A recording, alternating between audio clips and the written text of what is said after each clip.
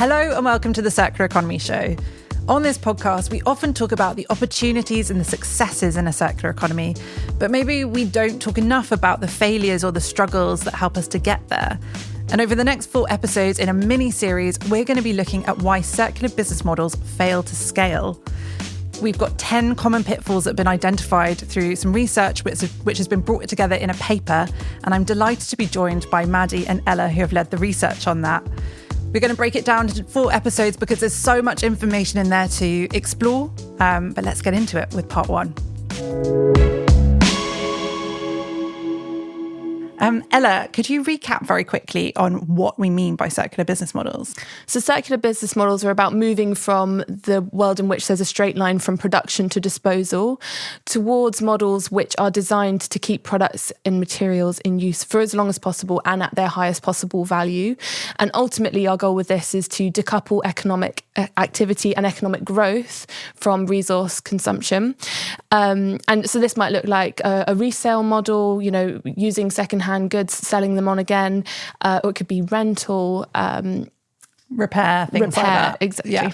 So there's a huge amount of creativity involved in that and lots of opportunity, isn't there, Maddie? What about scaling that? So much. So, there's so much noise and uncertainty for businesses at the moment, and it's really challenging. And one of the great things that circular business models can offer is competitive advantage. There's so many top line benefits. So we're thinking about things like driving new sources of revenue, attracting new types of customers, and then also increasing customer loyalty and satisfaction once you have got those new customers. And for the bottom line, we're thinking about things like cutting material costs, reducing risk of supply chain disruption, price volatility, supply gaps that we see a lot nowadays, from climate change effects and other things, political instability, and then also really just reducing the risk of future policy changes as well, all while helping our climate and biodiversity goals. Yeah, addressing a lot of those issues. Something that we've heard Rachel Riley from Accenture talk about is this pilot purgatory that people get stuck in with circular business models. So what's holding people back from scaling these? Because you've talked about so many advantages that it has, but there must be something that's holding people back. It's so true. I couldn't agree more. We're definitely in pilot purgatory. There's so many companies that have seen the advantage and really started to try out, pilots and smaller scale projects from startups to huge corporations. And they've been quite visible. But what we haven't really seen is that translate into large scale. So when we say scale in this paper, what we're really talking about is that sort of shift to circular business models being a dominant source of revenue for a company. Right. And eventually, hopefully replacing the linear side of their businesses. And while we're seeing a lot of momentum towards these pilots, we're just not seeing that sort of large scale takeover. And then we're really focusing on the failure part here. Yes. It feels inevitable to me that there must be some level of failure, because with some of these organisations, you're asking them to really change the way they do business, aren't we? Absolutely. And we're definitely not saying with this paper, don't fail. I mean, failure is such an important part of the innovation process. It's those sticky bits and the incremental steps along the way that really sort of generate the most fascinating learnings. I think what we're really calling for here is just more transparency on that process. It's so hard for people to learn from those collective experiences if we don't talk about them. So that's why we've really chosen to focus on that. And we're really in a unique position to do that. I mean, we convene this large business network and we have access to have conversations with so many pioneering businesses that are really sort of leading the charge on circular business models.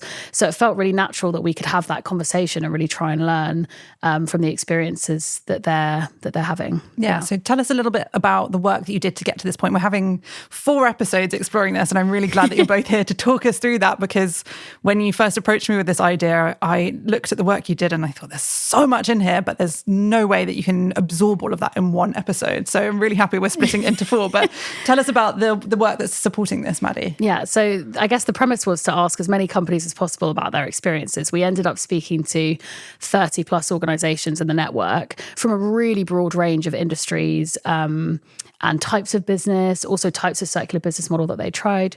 And we've really tried to distill all of those learnings into the common things that we saw people struggling with that were sort of universal across those industry and business model contexts.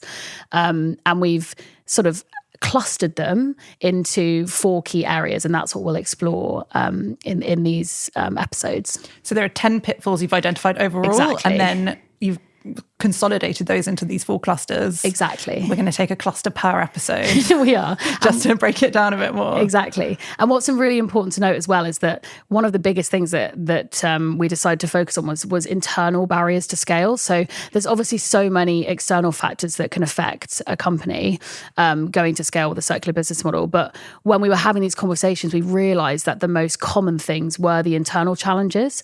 And so that was a bit more exciting to us. It's very much within the agency of a lot of practitioners to think about what they can control in the organizational setup of the project, or, what stakeholders they work with and how the project's organized. So those are the things that we really chose to focus on. And I was so surprised how excited people were to talk about this.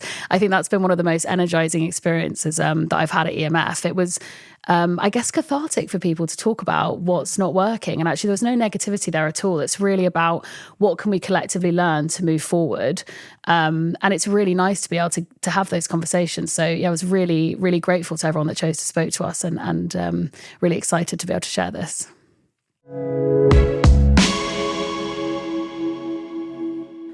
So Ella, what was that first cluster that you identified?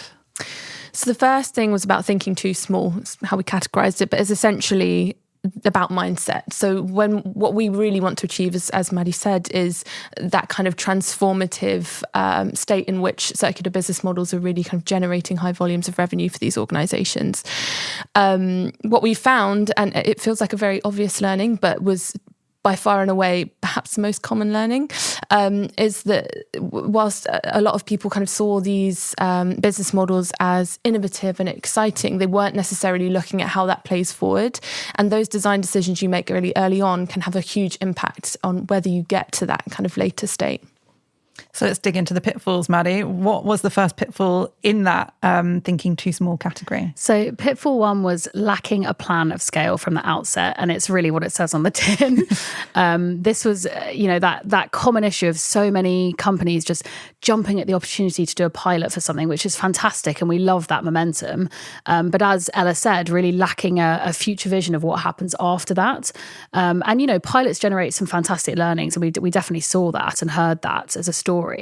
But what can happen is if you haven't got that vision for the longer term setup, the organizational setup, the stakeholders that are going to be involved internally, what departments are going to be where, what goals you're going to have, all those things, the learnings that you generate from a pilot can sometimes not actually translate very well when you try and go to scale. And I think that was the really sort of big sticking point here, was if you're going to use a pilot successfully to sort of help you on that approach to scale, it needs to really have a lot of those elements already in place. You need to have that vision from the outset for it to be effective.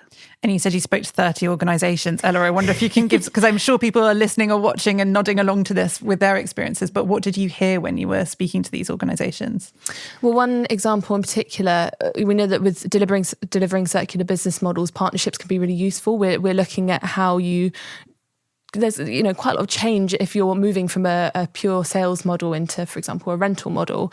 And we did speak to one organisation who chose to partner with an external delivery partner for the whole delivery of their pilot. Mm-hmm. And what they found was, they had great success. There was a real customer conversion, great margins, and it was definitely, it made the case internally for why they should invest more in this model.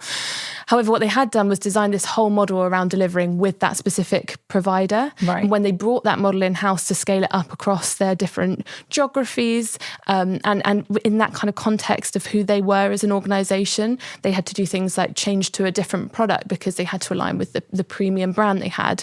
They had to use different geographic locations, and all of these things meant they lost the kind of customer excitement that they generated in that pilot, and they didn't have the learnings from kind of what had gone wrong, what had gone right, and how it had been amended in that pilot phase. And it was just fundamentally very different. And so they really lost that kind of momentum that they gained in the pilot, and unfortunately leadership then canned it.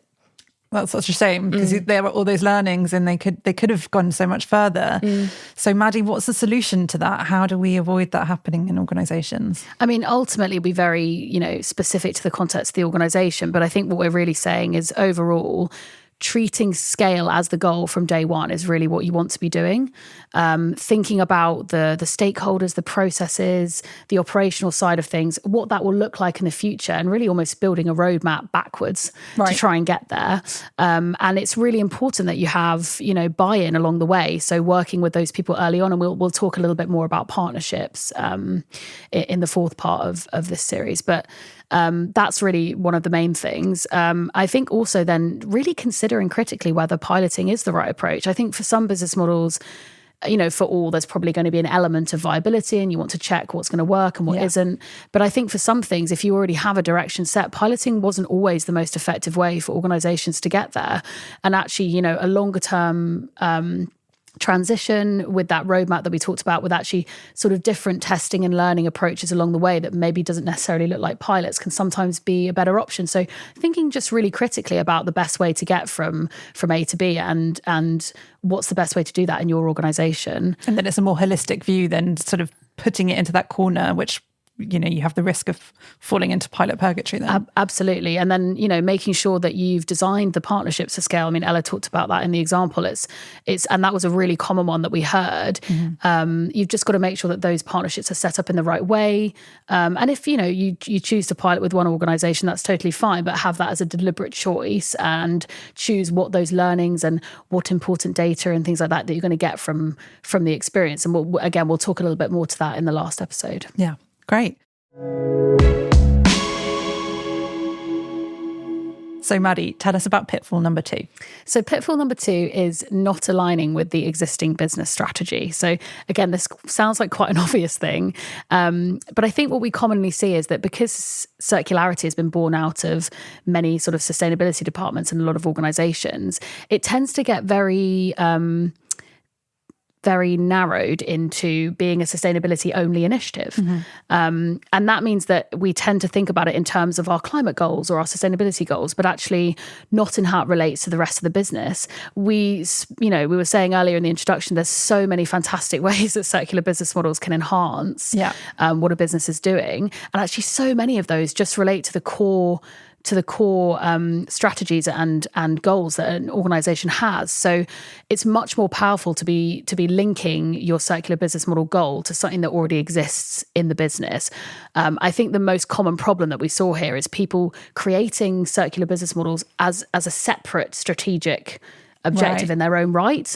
And the problem sort of like doing it for the sake of doing it. Exactly. And the problem is there's just too much noise at the moment and too many other priorities that are coming up. So really it's about linking to what you're already doing, the core parts of your identity that make you sort of, strong as a business, and thinking about the ways that circular business models can aid those existing strategies. Yeah. And staying focused on what your business actually is. Exactly. Yeah. So Ella, paint us that picture. What examples did you see of this in the organizations you surveyed? Again, many, but particularly thought was a really interesting example was actually just the misconception around sustainability can be a real block. So we saw with an electronics company, it's a premium, high quality goods is what they produce. And their sustainability team brought forward this project, which was about introducing recycled content into their products and into their supply chain. And they really made the sell around compliance and sustainability and waste reduction, which of course are really important. But they kind of failed to bring forward the narrative around how this was relevant to their organization. So they had a lot of pushback from their product teams who said, well, hang on a minute, this is not part of who we are. This is going to reduce quality. This is, this is not playing into the perception we want to build. And in fact, there was probably a really powerful story they could have told around how recycled materials could enhance what they were doing. And by missing that, it kind of trickled up to leadership, and it wasn't brought forward as a project. So it's also thinking beyond the sustainability thing, like Maddie, you were saying how these initiatives can come from sustainability teams, but you need that wider team buy-in as well. Yeah, totally. So what are the solutions to that, Maddie? What did you discover? So, I mean, as we alluded to in the example, I mean, anchoring your business model objectives to the core objectives of your business, finding that hook. And you might find that that's different for every team, right? You may even find that you don't need to use the term circular economy or circular business model. So many, powerful pieces of identity that businesses have, you can link to circularity anyway. We have a really good example of this. I mean, Arc'teryx is always been about durability. And we see that, you know, their angle on circular business models, it talks very much to that, right? They're using their existing identity and they're linking it to their core strategy. And that's what we need to sort of see more businesses doing. That also links to, you know, targets and KPIs of each team. If you're not pushing in the same direction for common goals, then, you know, we know that's going to be a huge problem. So again, we'll talk more to working with other teams and partners in the last episode, but that's a really crucial part. And I think lastly, it's finding the right language to use. As I said at the beginning, you don't always need to use the term circular economy, but I think there's some really compelling and exciting ways to talk about circularity. Accenture did a brilliant piece of work called Our Human Moment, which really speaks to the way that circular experiences really resonate with people. And, you know, that piece of work was about customers, but I think it can be applied really brilliantly internally in an organization as well, as a way to think about how to talk to different team members in different parts of the organization and make sure that you're speaking the right language for them. Thanks, Maddie. Thanks, Ella. That was cluster number 1, which was thinking too small. So we heard about the lacking a plan for scale from the outset and the missing link to core business objectives. We've got 3 more clusters to come over the next 3 episodes. Ella, what's next? Next up, we'll be talking about strategic misalignment and then going into narrow business cases and going it alone. Fantastic. Well, if you can't wait till then, you can explore the paper we've been discussing. We'll put a link in the show notes. But if you enjoyed this episode, leave a review and come back next time. We'll see you then.